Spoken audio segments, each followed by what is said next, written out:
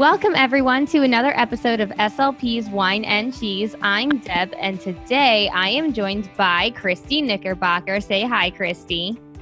Hi, Deb, and hi, everyone out there listening. Yeah, you might know her better as Kristie Voice, the owner of A Tempo Voice Center in Fort Worth, Texas, right?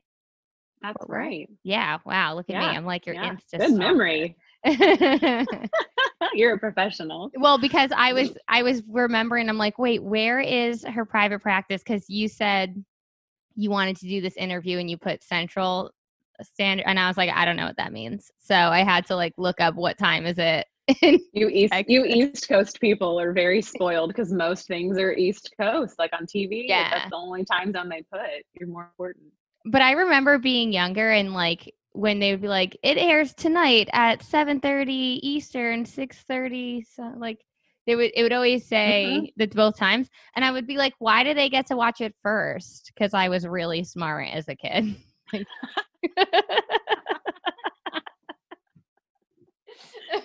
So, you know, we grow up.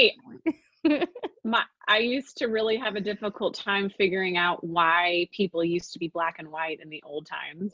I was like, but they were black and white back in the 50s, right? And my mom was like, Kristie, it's just how they were filmed.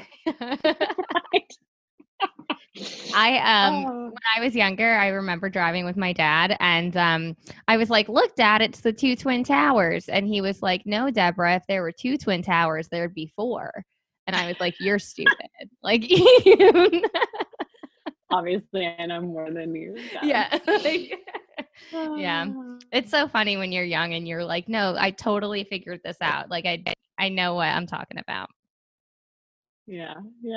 But today we're going to talk mostly about teletherapy and what that looks like for our voice clients. I have two voice clients. And awesome. I use your competent clinician videos that I got from your website. Cool. And also it's like a snowy game with bubbles in the water. Oh, in the hot chocolate? Hot chocolate. Yeah. In the hot chocolate. Yeah, the winter straw phonation packet, yes. I think is what you have. Yes. And I like both of those things. But yeah, so let's start from the beginning. Let's talk about, I like to think about mindset whenever I'm doing speech therapy, because I feel like when I first came into this, I'd often get this like nervous feeling before starting a session. Like, what if they don't listen? What if I don't have enough activities? What if none of them work? What if they're too hard or too easy? Or what if there's so much extra time? So I had to like shift my mindset to just be like, well, whatever happens, I'm just going to be present to that person that's in front of me and then figure it out from there and not rely so much on materials, but then like more so on our connection. So what is your mindset mostly because you always did face-to-face therapy and then all of a sudden everything changed? It's been really difficult to kind of manipulate the mindset on the fly. Like I can't explain it any other way except daily. And it's been about 3 weeks. It's been about a week of me feeling like I kind of have it together. But for 2 weeks, right after we closed our doors physically, saw only teletherapy patients, was really having to figure out not only how to schedule appointments, like running the business side, that was stressing me out, but then how do I make sure I can keep the care consistent and just as good, just as helpful when I'm relying just on technology, right? What I can see a little bit, what I can hear, but maybe the connection's bad and we have to rely on other things. But then also the patient not really understanding technology. And I've had a lot of patients say, you know, I'll just wait until your door's open again because either maybe their complaint wasn't as bad or they don't want to even try the technology. And I'll be the first to say, I'm a PC girl. I really had to dive in and rely on my Mac and teach myself where I was not comfortable at all. And now I'm better just in the past couple of weeks. But then also figure out how, for the patients who did want to continue therapy, how I was going to do that. And a lot of it becomes counseling at the beginning of, don't worry about the connection. Okay, we can't get you to log on. Let's try another way. And I think the more I started doing it, and I mean, I say like I've been doing it forever. It's been like 3 weeks, but I know, but it the more feels I started, long. it does. The Feels more long. doing it, the easier it became, and the more I kind of could see ahead before the patient even had the trouble or asked the question, and I could pivot. That's been, gosh, the word of the COVID times has been Ross from Friends going, pivot, Yeah, pivot. exactly. Where we're just really trying to meet the client at their complaints. And that's for adults and for pediatric clients for telehealth right now. Yeah. Earlier when you mentioned, so like I feel as though I did similar to what you're mentioning. So it was hard for me at first because I really, as soon as I got the authorization to do teletherapy, I'm fee for service and I had to move. So I was like so nervous. I was like, this is it. I'm going to have no income. And then once we got approved, then I really like that Sunday before we were allowed to start that Monday, I called everyone. I scheduled everyone and I jumped right into it that next day with like a very minimal plan. But really, very brave. Yeah, I mean, because I was nervous and I figured like there's going to be so many problems that I better just like get into it and then I'll figure out what we're going to do after. But I did spend a lot of time like, okay, well, click the link. Okay, it's not working. That's fine. So what else we can try is this. So I'm going to send you another link. Like just talking on the phone with the parents and then the kids and then just getting Zoom to work. And then when they finally saw me, this being like, hey, you know, like it was exciting, which I think that just going into it that way, it set me up for a little bit more success. Just trying to get it to work the first week.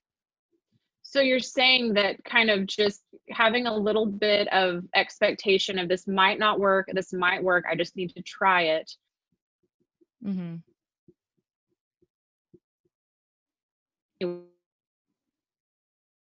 Oh, no, you froze on me. Is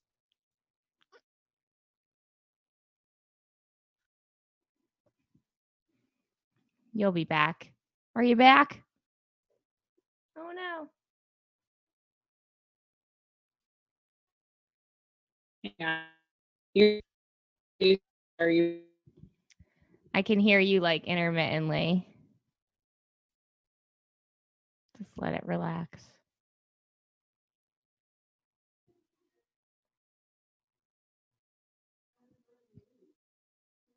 So sorry. Okay, there we go. We're back. Yeah. So the last thing I heard you say was like going in with the expectation that it might not work. Right. And that really has to happen so that you can learn and the patient learns, because the alternative is you're so petrified by the fear that the patient doesn't get care and then it just never happens. And we're vital to keeping communication going with these patients, especially voice patients, because they may not be able to be seen in person by their ear, nose, throat doctors either. Right. And so maybe they're doing a telehealth visit with the ENT. The ENT says, well, you're not coughing up blood, you're not having breathing problems, you don't have these things that make me think it might be cancer, right? But I mean, then again, how do you really know unless you visualize? And we, of course, we take that into consideration, but the SLPs can really be a continuation of care. Yeah. Obviously still connecting back with referring physicians and other types of multidisciplinary groupings for that specific patient's care. Right. But if we start off like, get ready, exercises, and like just too intense, then that like it's not gonna feel manageable and we might lose those clients. Right. Or we might be saying, doing something more aggressive versus conservative. Right. And I think listening to the patient, it's important to meet the patient where they're at, and do what they're comfortable with, because I'm not pushing therapy for the patients who are not comfortable with technology, with using a telehealth platform. I'm not telling them their life is over or that they're problems will persist, right? It's like, I'm here. If you need me, I'm doing the best I can in this situation. And if you change your mind at any point, you know how to get a hold of me. Yeah, I think that's the best approach. I would never be able to be somebody who had a business that like had to constantly self promote. Like what's coming to mind is when I was hiring wedding DJs, just like how Uh-huh. aggressive these people came after me. Like Yeah. if you don't want to do business with me, then that's fine. Like That's my thought process. You just yeah. be the best version of you, and if it's gonna work, it's gonna work. Yeah, but no, I'm not sending follow-up emails. I'm not going to be like, these are the things that can happen if you don't come with me. Like, no, if you want to, Yeah. I'm here though. Oh And I yeah. just try to be open and welcoming. Um, so once you figured out all your technical difficulties and your scheduling, what has your therapy session typically looked like? What have you been using? So for some of the patients, I'm offering a platform called Doxy where we can see each other. The the view on it is decent. Mm-hmm. If we have difficulty on there, we do use Zoom, but I do inform the patient that Zoom is not HIPAA compliant, like Doxy is. Mm-hmm. And then let them know just the risks of online therapy is that people could watch and we wouldn't know. Um, and I think it's important to keep your patients aware of that. So that's been part. And then if we have so much technical difficulty that we just have to drop to a phone call, if Mm-hmm. that ever happens, that happened once last week. I educate them the best I can. I know exactly what handouts I'm going to either take a picture of and text them or Mm-hmm. email them.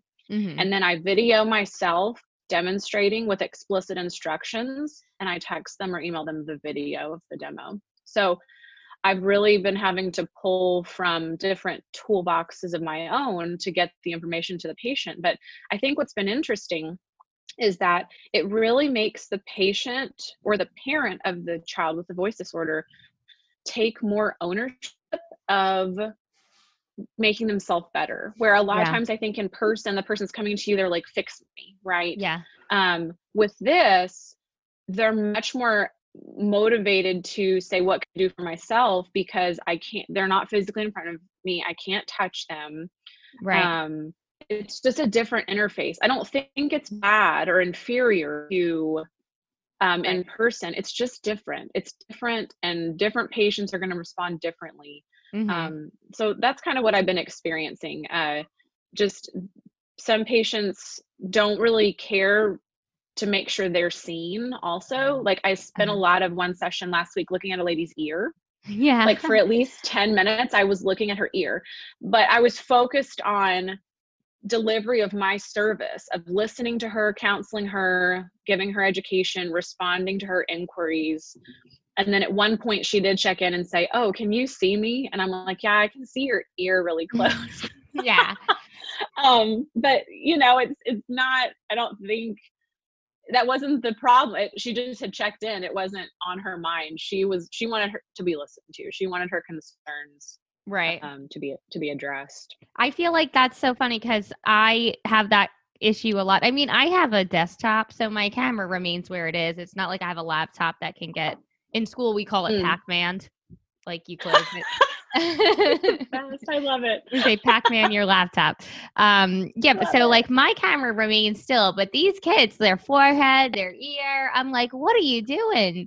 They love to hold, like a lot of them will talk to me on the tablet. They like to hold it. So it's like they're hitting that Yeah. microphone. I'm like gonna puke. I'm on a roller coaster. But it's just funny. And I Have just you end up tried talking to them. have you tried having them hang it up on the wall, Yeah, I tell like them all. I'm like, with prop it the up, and they just like yeah, kids just want to hold it. They don't get to hold much. I don't think. I think people are yeah. like, if you hold it, you'll break it, and then or like it's Oh, like you can look at it. I remember when I was little, yeah. like because I'm the youngest out of seven. I wanted to always be the one holding the video camera, and Yeah. everyone would be like, "No, you're gonna break it." So like my whole life, I just thought I break things. Like I'm just like Oh, unlucky, but I was just the smallest. So that's why they said don't. I couldn't hold it. Like that's what I always think. Like maybe that's why kids are just when they finally get the opportunity to like hold something, they want to hold it. Like if I ever put a phone down, an iPad down, they always want to grab it. They grab it. Yeah. Are you finding that they really like interactive through your teleplatform, or do you get a good mix of that paired with stuff that they might be doing in their own hands, like with stuff they have in their playrooms or something? So I haven't been relying too much on things in kids' houses. I did make one scavenger hunt game where it was like find Okay. something red, something yellow, something. So like all the colors of the rainbow, then have Cute. put it together and take a picture and try to make it a rainbow. Mm-hmm. But my kids, they kind of really struggle to like come back quick enough. And I think that was a lot for like one of our first sessions. So I've mostly Yeah. been dependent upon things that I've created on my end. So I've used like boom cards and PowerPoints. Awesome. And I've also held up cards to the camera if I didn't get the opportunity to take pictures of those yet. And Yeah. I used books a couple times. I like books and Epic, Mm-hmm. but a lot of those like are at least 10 minutes. And I just feel like that takes up a lot of time. So I only want to do that maybe once a week. Yeah. You know, because it's like, I don't want them to think I'm just signing on to show them a video. Right. You want the interaction. And you Yeah. want to help with that carryover. Yeah. But I'm loving the aspect, like you mentioned, that it's often when people come in to see you, they're like, fix me or fix my kid. And now it's just like in the hands of the caretakers and the client themselves. And I think that we're going to see a new view of progress. I think like once parents are really like hearing my voice and seeing what their child is responsible for doing, and like maybe carrying over my prompts and cues and how I get them to do stuff. So I definitely like this a lot. Under like I just want to say that, just not saying that the whole situation that I like. I lost you again, Kristie.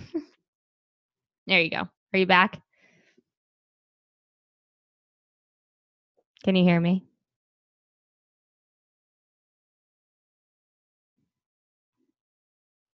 Can you hear me now? No. Like Oh.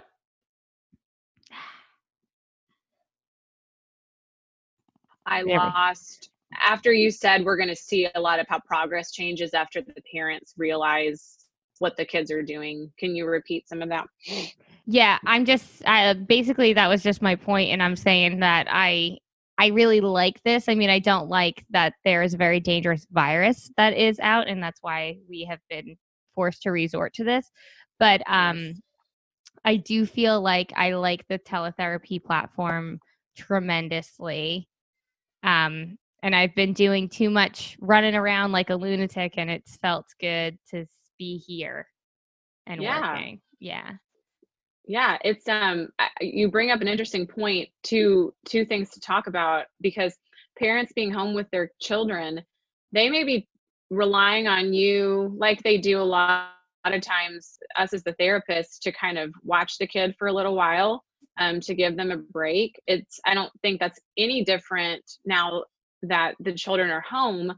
But even if the parent's working in the same room but can still auditorily hear what we're doing with the child on the iPad, they're getting that part of it. So here to all the parents that are working from home, Yeah. and really trying to keep their own sanity, keep their jobs going, and keep educating their children and doing what's best for them. Yeah, that's wild. You have frozen. Again? I can still hear you though. Am I back? You're back. Okay, good. Yeah, my sister's a lactation consultant, and I did an episode with her yesterday. And she's been doing telehealth for lactation, and she's got 4 kids. So she's been getting phone calls, emails, just scheduling all these Zoom chats for 4 of her kids, and like also checking to do that they do all their work. Like my one niece is a very good student, so she doesn't check on her too much. But the oldest Yeah. boy, he tries to do like the least amount possible. And the youngest boy, he just has a hard time paying attention. So it's like she's just said it's just like chaos. Yeah. It's hard. So you're not only providing that role to kind of give the parent a break, but I think more than even in person, um, you can use technology, and then the videos that you might send for later for home practice, like it's just a different, you save the parent, we save the parents drive time to the clinic, Right. drive time home, uh, and we also allow for their own environment to be used, where we're saying, look, you might say, go to your bathroom and let's talk about all the things in the bathroom, and then the Right. parent knows that's going on, and so then at bath time you're like, here, let's make your good voice sounds, let's do those bubbles in the water, in the bathtub water, with a straw, let's do something where we're cooking in the actual kitchen, where you don't have to, as the speech pathologist, bring all this stuff to your clinic to do Exactly. the experiment. You during the kids out, and you're like, sorry, mom or dad, like Making a you have to mess. do a little bit of dishes Yeah. later. Whoops. But I mean, what neat ability to have the kid in their own environment to reinforce those goals for Yeah. voice or for speech and language or take whatever. Exactly. Yeah. So that is definitely a positive that's going to come out of this. And I feel as though I'm looking forward to seeing the progress in some of my kids, because I do feel like I have a more involved caseload this year, and Yeah. it's not the same pace of progress that I am used to. And I'm interested to see, like, since now I've never been more involved with parents ever in my whole career than I am now. And I'm just interested Yeah. to see how it changes. This episode is brought to you by The Sensory Studio. The Sensory Studio is a pediatric private practice with 2 convenient locations in Staten Island, New York. Traditionally, The Sensory Studio offers school, center, and home-based speech and occupational therapy through private medical insurance. Right now, the Sensory Studio is offering teletherapy sessions for speech and occupational therapy through a simple email link to all New Yorkers. Please email them at info@thesensorystudio.com or call 718-979-5678 to reach their parent coordinator. Also, check out the show notes for more information.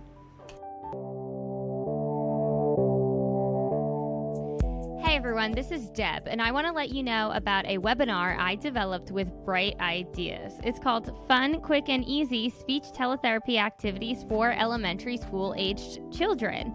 This course will provide new and seasoned clinicians with evidence-based treatment techniques and activities to use with elementary school-aged children on the teletherapy platform. Clinicians will view video demonstrations of speech therapy utilizing simple, effective, and motivating activities. So if you're interested in taking my course, head over to bethebrightest.com. Now back to the show.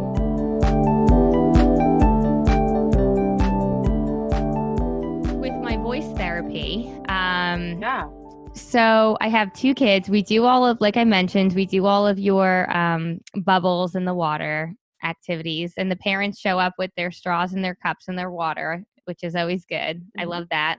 Mm-hmm. It seems to be the most fun to like, I've made PowerPoints, and then it would be like, okay, so the first slide says like sing happy birthday in a high pitch, or sing happy birthday in a low pitch, or sing, and I put different songs that they have to do.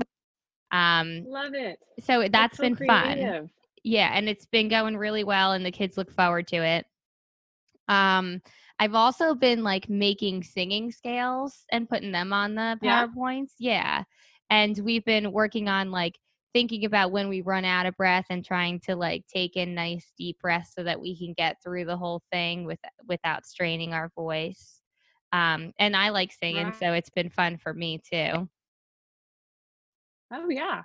Yeah. And we've been doing your ghost napkin strategy. Yeah, everyone likes forgot that. it. I need to make that product. Like, I was gonna make some cards to go with it, but it really doesn't even need that. You've got your tissue, you've got a marker, and you're good to go. Yeah, and then sending out a kid for a mission like that. Now go find a marker and a tissue and get back here real quick. Yeah. So that's helpful too. You get them up and out of their seat. But yeah, so I've been doing a mixed platform, like I mentioned, just sitting and talking, holding things here, them having stuff on Mhm. their side, doing interactive PDFs and boom cards, and then just PowerPoints. And I feel like I switch between them really fast, and the session goes really fast, and then it's over. Yeah. I wonder if different types of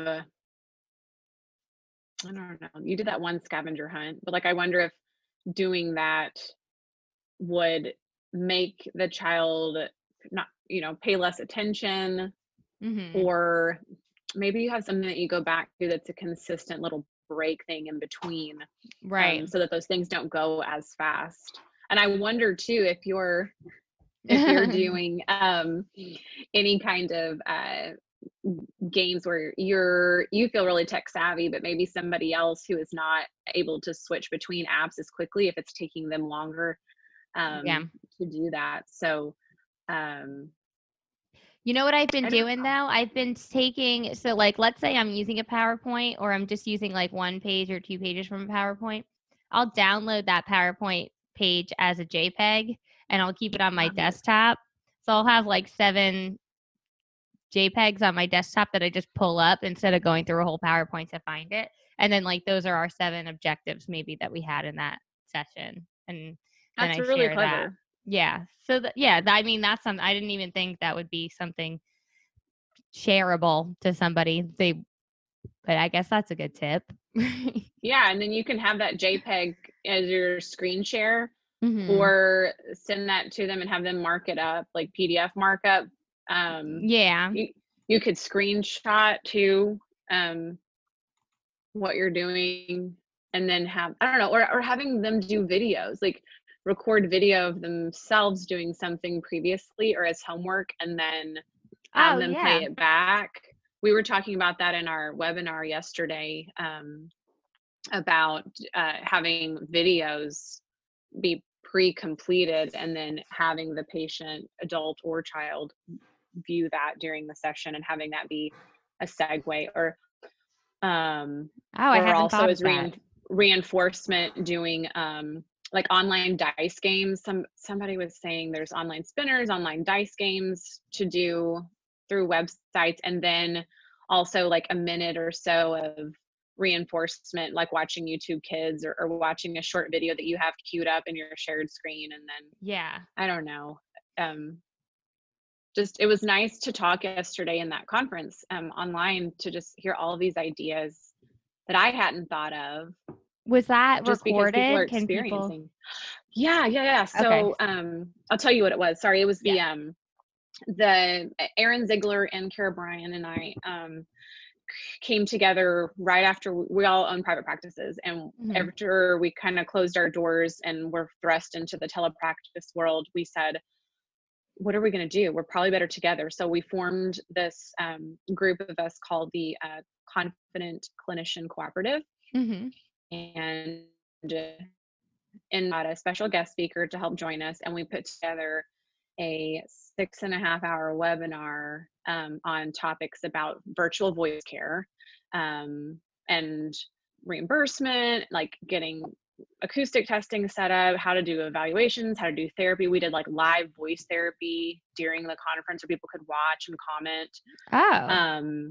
And what that ended up, and we talked about pediatric voice therapy and singing voice therapy and like lag time, and how you could optimize that for the patient, and for you, so you didn't have to do all that troubleshooting. And so it was really, really neat to see that going on with that conference, to try and get voice therapy to be better understood, kind of up to date information for everybody who hasn't doesn't have it all available to them, and they're thinking, oh my gosh, now what am I going to do? Right.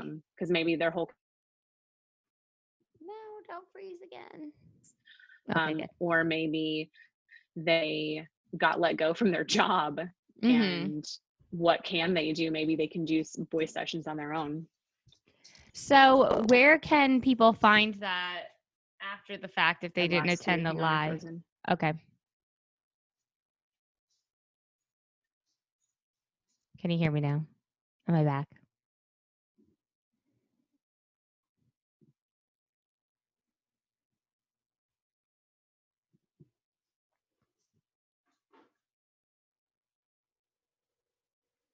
I think that Zoom is just getting overused and it's starting to crash. I don't I don't know know. what's happening. Like every time you come back on, you're totally clear again. So Yeah. So where can people access that seminar if they didn't attend the live? yeah, so the live went on. We were able to record it all. People have been asking us, are we going to be able to view the recording? We how to give access for that. And so they can go to the website www.confidentclinician.com, or they can DM me on Instagram, Kristie_voice. And we will have up-to-date information about how, because we need to organize those files and then figure out how to give access to those on a platform. So we have to, Kara and Aaron are going to decide how that's going to look within the next few days, and then have that available. So confidentclinician.com, that's where you can find recorded versions, and very soon, of the virtual clinician voice therapy in an online world. Like, that sounds great. Yeah, I'm definitely going to check that out once. I wish that I did the live one, but it was hard for me to even keep track of time and understand all of the things that I needed to do for this transition at work, and then I moved. So I would have went to that though. It's been very challenging, and so I think we are driven and hoping to very quickly get these recordings available for people, because this stuff changes every day. And that's the other thing. Like, we did do up-to-date information for that day, but like that information may change, like Medicare rulings and things like that.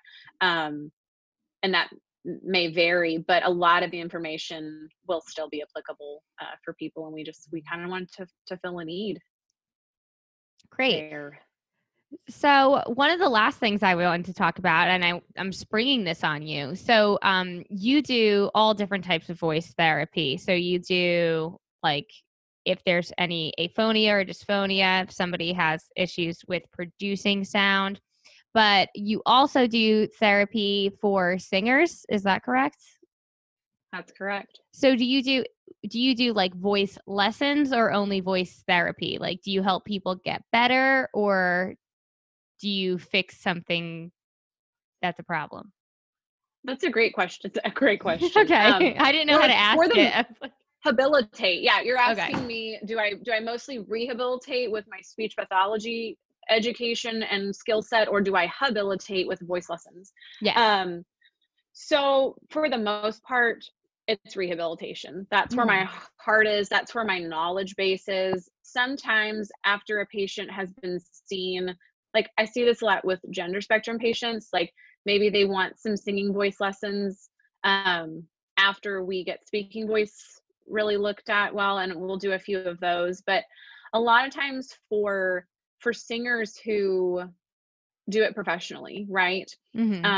I feel that they are a lot better served for habilitation once they get back to a place where they can manage any issue or detriment that they had going on with someone who just does pedagogy, who just does the habilitation. Because while I do have experience performing, while I do have experience with vocal knowledge and music, like I can accompany, I can play piano and guitar, I can demo with my own singing voice, but there's something to be said about the importance and the viewpoint that a person has that's just doing a lot of habilitating, that's just doing a lot of voice lessons and optimization there. So I also approach it differently, where if it's just a singing voice lesson for a person, we do education, but I conduct it in a very different way than I would do my rehabilitation sessions. But that's hard. It's hard to answer because it does blur a lot of the times. But I think for voice lessons, for teaching singing voice, you need to be able to have somebody who does that all the time. I just offer a different perspective. It's a more medical perspective. It's a more how your systems are coordinating perspective. And I remember this, and it's interesting. And this is an important part. I'm not going to say her name, but we're friends. And if she's listening to this, she'll know it's her. But she, professional singer, and she would say, because I would always worry, what am I going to teach somebody who does voice lessons, who knows what they're doing, right? Uh-huh. But she would say, I am so refreshed after having to come to see you, because I forget to do all the things you're saying. Like, I'm so caught up in the Right. diction and the phrasing of the song and making sure the notes are, the dynamics of everything are correct. And then when I come see you, it's everything that I forget to do, like breathing and sound placement and how I'm thinking about source of vocal cords and then filter of my throat shape and my tongue, where it's placed, and it's funny because I feel like, what do I have to offer someone who's a Right. professional singer, right? But really, the perspective a lot of times is, thank you for reminding me of this aspect of this chunk of my pie piece. Right. So Yeah, I see yeah. that a lot with being a college professor. Like, I often have to teach things that are the basics of speech pathology. And I just find myself like creating these lessons in PowerPoints and then realizing, like, oh, it's good for me too to remember this and to read it all over again, those classic articles, and just um, basic things about language disorders across the lifespan. That's the class that I'm teaching. So, yeah, I totally get that. Hold on, don't let my dog in. Oh, that's great.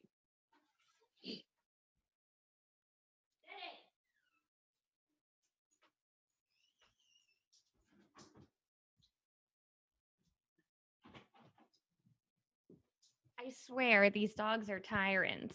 I It's just wonder where Mike went. I saw him wave, and then now he's gone. He can't let the dog in for you. I know. Well, I texted him too to come let him in, but I don't know what he's doing. We have this new Oh, apartment, so it's a bit bigger, and we are spread out. it's funny that Yeah. we have a dachshund, and the room I'm in here to do voice therapy in on the computer, the door doesn't have a handle. Mm-hmm. So our dachshund like scoots her nose and then busts through the door, but then decides that she wants to leave.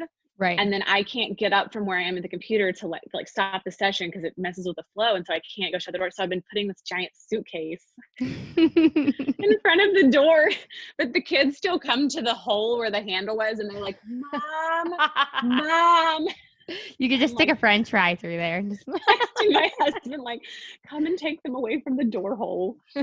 Oh. Yeah, that's what's been tricky for me just with dogs because I don't have kids. But like, just this new apartment, all of the doors, they don't stay open. So dogs get trapped places. And it's like they just cry until you come get them. Or Frankie just sits there just silently like, I guess this is my life now. Frankie wrinkles.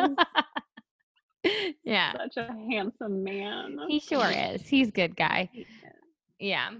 All right. Well, it has been wonderful talking to you, Kristie. If you could let everyone know where they can find you for more voice info.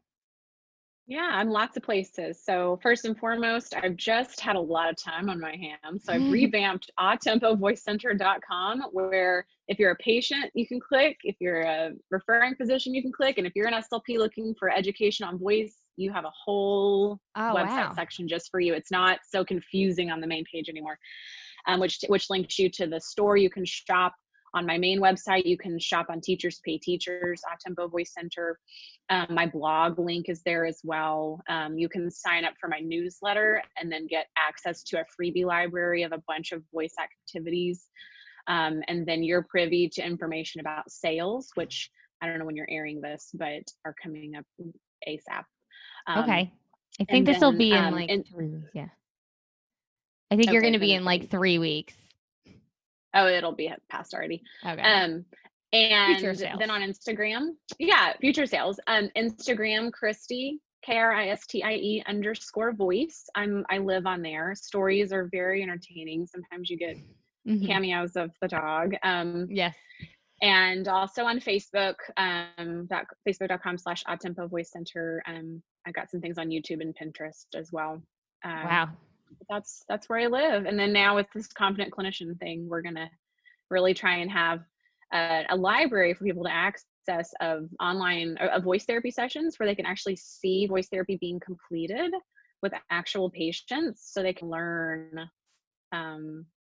All these courses have been canceled, and people's clinical externships have been canceled. And if they were lucky enough to get one at a voice center, now they may be having to change that completely. So we're hoping to offer something to help fill the gap in voice therapy education in that. So yeah, I'm going to make it fill my gap too, because I did not get all of that type of education when I was studying. So thank you so much, Kristie.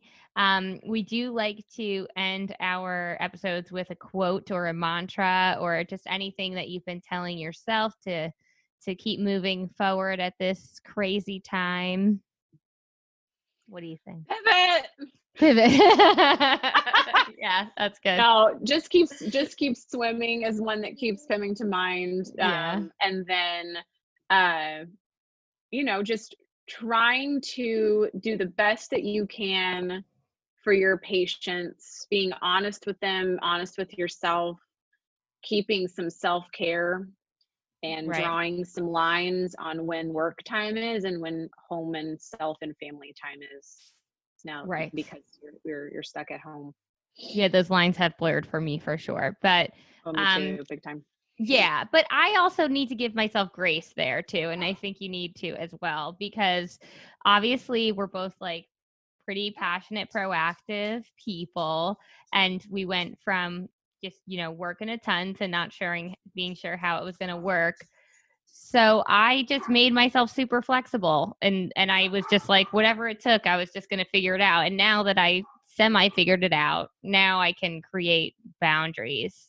But I'm not going to fault myself for like spending all day at the computer for 2 weeks straight, because I certainly did that. And I know I see all these things on social media. I feel like social media drives us all crazy, but what drives me? It does. Yeah. It's a double-edged sword, and even more so now, I think, for me, because I had boundary issues anyway before all that happened. Yeah. With social media, because I like to connect. Yeah.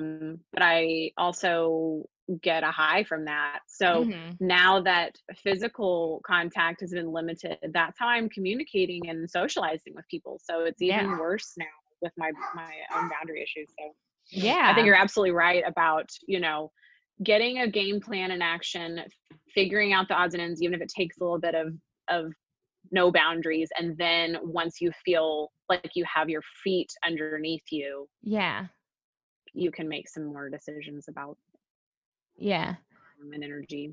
Yeah, because Maria, I'll throw her under the bus. She's constantly like, do yoga, no work on the weekends. I'm like, we're different. Okay? Like, you meditate. Yeah. I'm making boom cards, okay? Me too. I'm a little addicted to boom cards, though. Are you liking it?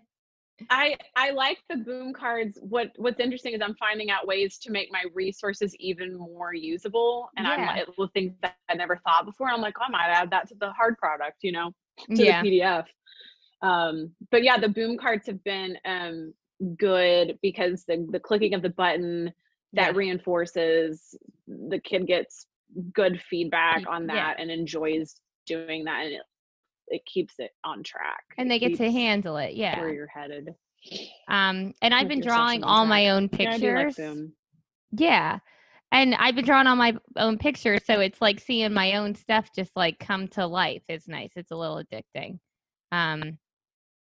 So yeah.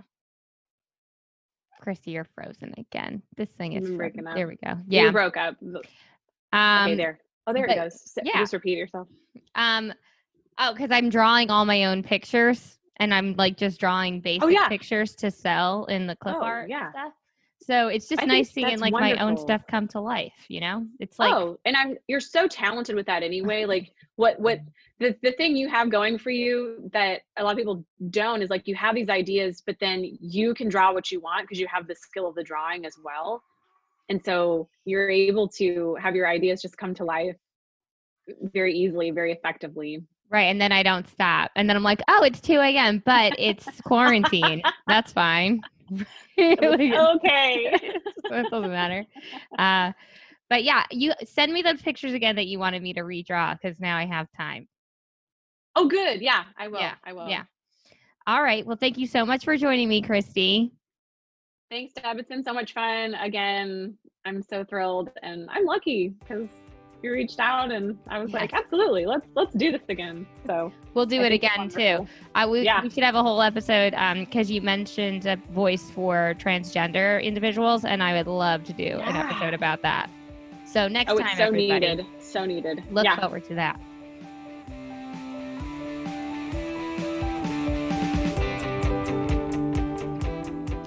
That's our show, everyone. Thanks for listening to SLP's Wine and Cheese. We have new episodes every week, so be sure to subscribe.